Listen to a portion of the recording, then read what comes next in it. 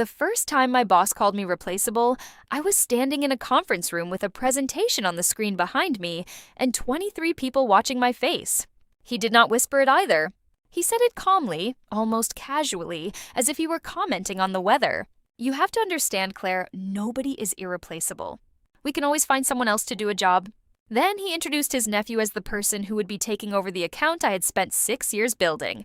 My name is Claire Bennett, and until that afternoon, I had believed I was one of the most trusted people at Hartwell Creative, a mid-sized marketing agency in Chicago. I was not the loudest person in the company, and I had never been interested in office politics. I was the woman clients called when a campaign was falling apart at 11 at night. I was the one who knew which executives hated long presentations, which customers needed numbers before they trusted an idea, and which promises we had made 3 years earlier that could still come back to haunt us. Most importantly, I managed our largest client, North Star Outdoor, a national retailer with stores across the country and a growing online business. North Star represented nearly a third of our annual revenue, and I had been part of that relationship from the beginning. When I inherited the account, they were considering leaving after 2 failed campaigns. I spent months rebuilding their confidence, learning their business, fixing our reporting system, and eventually helping them launch a campaign that became one of the agency's biggest successes. So when Daniel Mercer, our managing director, told everyone that his nephew Ryan would be replacing me, I assumed there had been some misunderstanding. Ryan was 26. He had worked at a small social media company for about a year and a half. He was confident, charming, and very good at talking about himself. I had met him twice before, but I had never seen him manage a major client or lead a campaign involving multiple departments. Still, when Daniel announced the change, everyone applauded. I smiled because I knew people were watching. Ryan stood beside me and said, "Thanks, Claire. I know I have some big shoes to fill." There was something about the way he said it that bothered me. It sounded less like respect and more like a challenge. After the meeting, Daniel asked me to stay behind. Once the door closed, he leaned against the conference table and told me this was an opportunity for me to focus on smaller accounts. I stared at him. "Smaller accounts?" He nodded. "You have been carrying North Star for a long time. Ryan needs a chance to prove himself." I reminded him that North Star had specifically requested that I remain their primary contact during the upcoming holiday campaign. Daniel waved his hand. "Clients adjust." Then he gave me the sentence I would remember for months. "Claire, you need to stop thinking of yourself as essential. You are replaceable." I did not argue. I simply nodded, collected my notebook, and walked out. That night, I sat in my car outside the office for almost 20 minutes before starting the engine. I was angry, but underneath the anger was something worse. I felt foolish. I had spent 6 years believing loyalty worked both ways. The next morning, I decided I would not quit. Not yet. I would finish my current projects, protect my reputation, and quietly figure out what my options were. For the next 3 weeks, I watched Ryan take over North Star. Daniel made sure he had everything he needed. He received access to my project files, my client notes, my reporting templates, and the contact history I had spent years organizing. I trained him anyway. I explained North Star's approval process, their internal personalities, their seasonal calendar, and the mistakes we could not afford to repeat. Ryan listened while typing on his laptop. At one point, I explained that North Star's chief marketing officer, Melissa Grant, hated being surprised during executive meetings and expected every recommendation to include a backup option. Ryan looked up and smiled. "I think I can handle a meeting." "Claire." I smiled back. "I hope you can." The first sign of trouble came during a campaign review.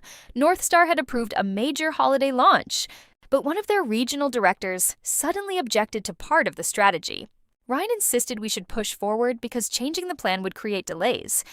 I told him we needed to slow down. He disagreed. Daniel sided with Ryan. We moved forward. 2 days later, North Star's internal team discovered that the campaign overlapped with a promotion they had already scheduled with another partner. The problem was not catastrophic, but it created confusion. And confusion was exactly what North Star had hired us to prevent. Ryan blamed their internal communication. I stayed quiet. Then Melissa called me. I answered because her number was still on my phone. "Claire, can we talk?" "Of course." There was a pause. "Why aren't you on this account anymore?" I told her the truth. Management had reassigned it. She sighed. That explains a lot. I asked what she meant. She said Ryan was not terrible, but he did not understand North Star's business yet. She had tried to explain something to him 3 times and still felt like she was starting from the beginning. Then she said something that made my chest tighten. I want you back on. This. I looked around my apartment. I'm not sure that is my decision anymore. Melissa was quiet for a moment. Then she said, Claire, I am not asking you to decide anything. I am telling you that North Star wants you. The next morning, Daniel called me into his office. He already knew Melissa had contacted me. He said she was being emotional and that I should not encourage her. I told him I had not encouraged anything. He stared at me. Then he said, This is exactly why I moved you. You have become too attached to this client. I almost laughed. Attached? I had saved the account when it was losing money. I had rebuilt the relationship. I had helped North Star expand into 3 new markets. I had created the reporting system their executives still used every Monday morning. But I only said, understood. That was the moment I stopped trying to convince Daniel of my value. Instead, I started documenting everything. I created a private record of every project I had led, every measurable result, every client commendation, and every process I had developed. I did not take confidential company information. I simply collected evidence of my own work and updated my resume. I also started talking to people outside Hartwell. One conversation led to another.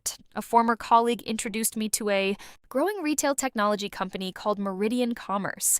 They were looking for someone to lead strategic client partnerships. The position paid more than Hartwell and came with actual decision-making authority. I interviewed quietly. Then I received an offer. Did not accept immediately. I wanted to see what happened with North Star. First, the following Monday, North Star requested an emergency meeting.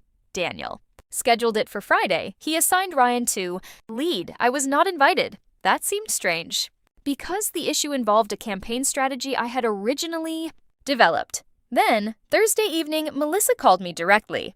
Claire, I need you to come to the meeting tomorrow. I told her Daniel had not invited me. She answered, Then come as the person who knows what is happening. I hesitated. Melissa continued, I am not asking you to sabotage your company. I am asking you to help us solve a problem. So I went. The conference room was already full when I arrived Friday. Morning, Daniel looked surprised. Ryan looked annoyed. Melissa looked relieved. The problem was bigger than I expected. North Star had discovered that one of the campaign's audience segments was producing unreliable data. The launch was only days away, and the executive team needed to know whether the entire strategy was compromised. Ryan presented his solution. He wanted to pause the campaign and rebuild the targeting model. It sounded reasonable, but I knew the problem. I had seen the same data pattern 2 years earlier. The targeting model was not broken. The reporting filter was. I asked Ryan whether he had checked the historical comparison reports. He said those reports were outdated. I opened my laptop, had brought copies of the relevant internal campaign summaries from the projects I had worked on, along with the publicly available performance numbers North Star had previously approved for discussion. I showed them the pattern. The same anomaly had appeared during a previous holiday campaign. It had been caused by a reporting filter, not bad targeting. Melissa leaned forward. Can we confirm that? I said yes. I called one of our analytics managers and asked him to check the filter.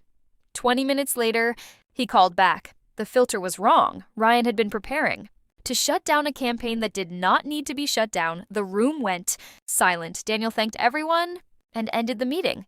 But Melissa stopped me before I could leave. She looked at Daniel. We need Claire back on the account. Daniel's face hardened.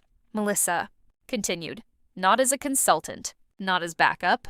As the primary strategic lead, Daniel said that was an internal staffing decision. Melissa shook her head. No, it is a business decision. North Star is prepared to move the account if Claire is not involved. Nobody spoke. That sentence changed everything. North Star was not threatening Hartwell because of one mistake. They were making a decision based on years of trust. Daniel finally asked Melissa if she was serious. She said, completely. Then she turned toward me. Claire, if Hartwell cannot give you the authority you need, North Star will support you wherever you go. I thanked her. I did not say anything else. That afternoon, Daniel asked me to come back to his office. His entire tone had changed. He offered me a promotion, a better title, a salary increase, more control over North Star. 6 months earlier, I would have accepted immediately. Instead, I asked him why. He looked confused. Why what? Why now? He sighed. Because you are valuable. I looked at him. You told me I was replaceable. Rubbed his forehead. I was trying to make a point. You made your point? Then I handed him a letter. My resignation. His expression changed completely. You are leaving? Yes. He asked where I was going. I told him Meridian. Commerce. He stared at the letter. Then he asked whether North Star was coming with me. I smiled. No. North Star is staying with Hartwell. He looked relieved. Then I added, but they are staying only if the people responsible for the relationship are allowed to manage it properly. I had negotiated one final condition with Meridian before accepting their offer. I would not take North Star with me, and I would not solicit Hartwell's clients. I wanted to leave cleanly. Melissa had already told Daniel that. North Star intended to remain with Hartwell as long as the account structure changed. Ryan was removed from the account. Daniel appointed another senior manager to work alongside the North Star team, and for the first time, I realized something important. My value had never depended on whether Daniel recognized it. I had spent years thinking that if I worked hard enough, stayed loyal enough, and solved enough problems, someone at the top would eventually notice. But companies do not always reward loyalty. Sometimes they simply get comfortable with it. My last day at Hartwell was surprisingly quiet. Ryan found me near the elevators. He looked different without the confidence he had carried during our first meeting. I wanted to apologize. He said, I told him he did not need to. He shook his head. I do. I believed Daniel when he told me I was ready for that account. Maybe you were not wrong to believe him, I said. You were wrong to think being given an opportunity meant you had already earned the trust that came with it. He nodded slowly. Then he asked whether I hated him. Smiled. No, I hated the situation. There is a difference. 3 months later, I was working at Meridian Commerce. I had a better salary, a stronger team, and a manager who cared about results without pretending people were disposable. One Friday afternoon, I received an email from Melissa. North Star had just renewed its contract with Hartwell for another 3 years. She thanked me for everything I had done to stabilize the relationship. Then, she added one final line, they finally understand what you were worth. I stared at that sentence for a long time. The truth was, I did not need Hartwell to understand anymore. A year earlier, I had been terrified of becoming replaceable. Now, I understood that being replaceable was not the insult I once thought it was. Every employee can be replaced eventually. Every position can be filled. Every company can find another person. The real question is whether the people around you recognize what you bring before you walk away. My old boss had believed my value came from the job title on my business. North Star had shown me that my value came from the trust I had earned.